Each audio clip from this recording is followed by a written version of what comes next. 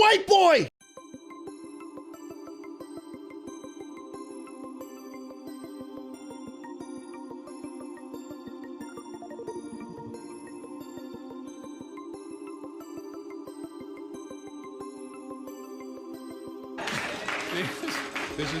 This is a joke I tried last night, and what did I do last night? I screwed it up last night, too, didn't I? Can I try it?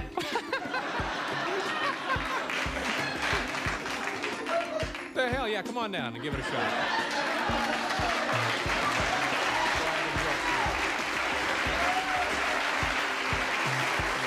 Hi, how do you do? What's your name? Jim or better. Jim, and where are you from, Jim? Marlboro, New Jersey. And stand right here, Jim. You have any joke-telling experience? Not that no. it does any good, obviously, but okay. Well, I covered the cigarette butt, so you don't need to do that. Okay. There it is, number one, right there. Oh, well, you know, it's like written in little words here. Okay, new lottery. You can, this is the, okay, all right. You know, the New York City Parole Board has a new lottery. You can win a chance at a brutal crime spree.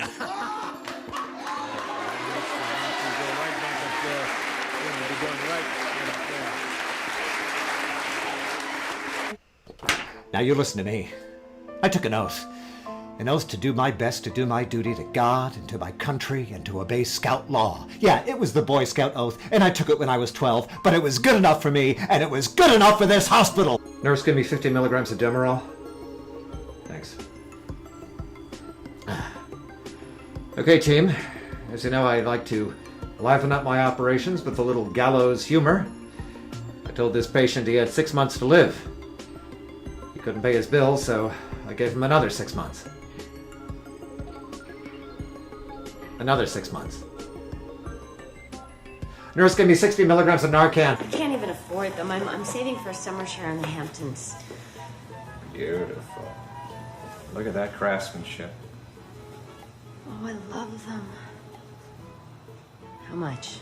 400. No, can't. Please take it off before I start to cry. 200. Why?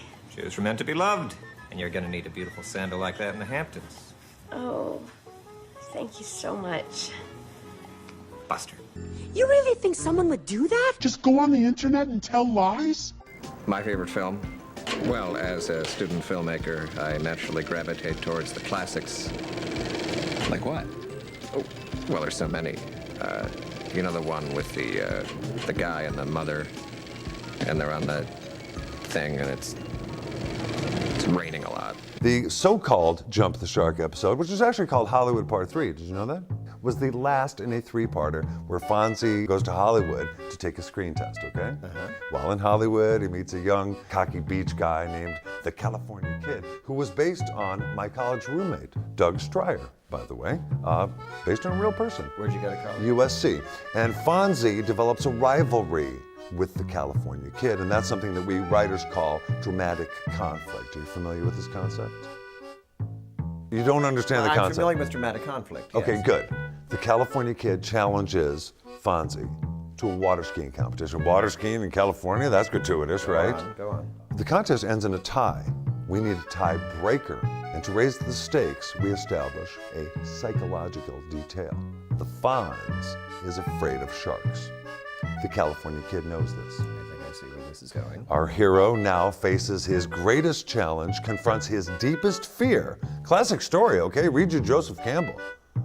The hero triumphs, and we, relating to the hero, triumph too.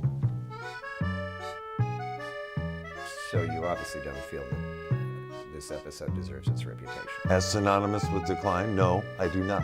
You seem to take it really personally. Would you like to be smeared as a hack because some college kid came up with a fucking website? I don't think anyone's smearing you. I wrote the episode. They smear my baby, they smear me. It's your baby. I put my soul into it. Well, don't you think you're overselling its significance a little bit?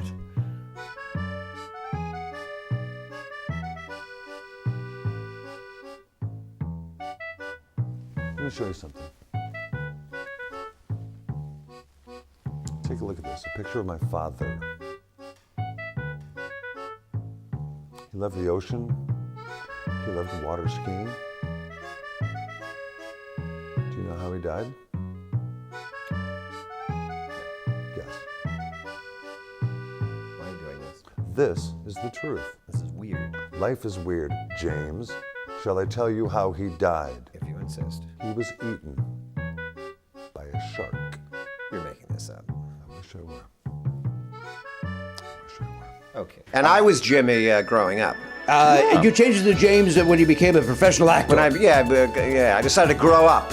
You know what I'm saying? Can I tell you something? I've said it before, but I'll share it with you. I wanted to drop the Jimmy, and my manager said, I think I'm outgrowing it. And he said, really? Johnny Carson.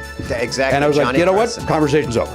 I was Jimmy as a kid. I was Jim as a teenager and basically up to like age 30.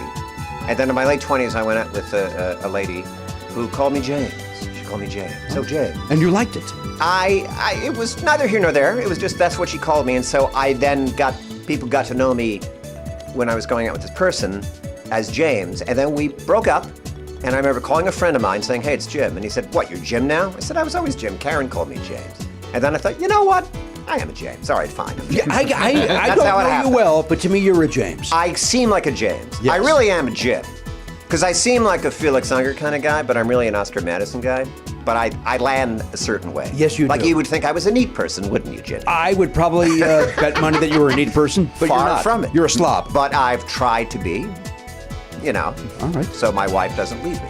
How long have you been married to this lady, this tolerating woman? Well, oh my gosh. We have been married for 4 years. Wonderful. Yes. It's a lovely thing.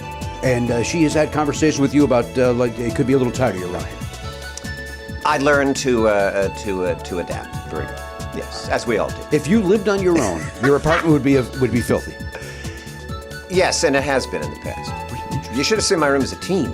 I'm all right not having done It's a that. disaster. Disaster area. What is it? I don't know what that means because I'm such a neatnik. I don't know what that means. Are you? Oh yes. I just kind of,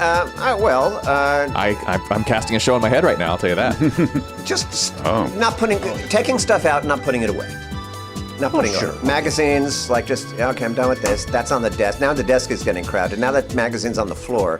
Right, Stuff okay. on the floor, Jimmy. Clothes on the floor? I'm not proud of this. Did you Clothes on the floor, sure. Yeah. Clothes on the floor of stuff you've worn previously, and you just take off the pants, leave them there. Yeah, like, it'll get to the hamper eventually. I see. Very good. I'm not proud of this. I understand. It would be weird if you were. It'd be a strange thing to be proud of. You know what I'm most proud of? How messy I am. The pants on the floor, that's my real That's my work of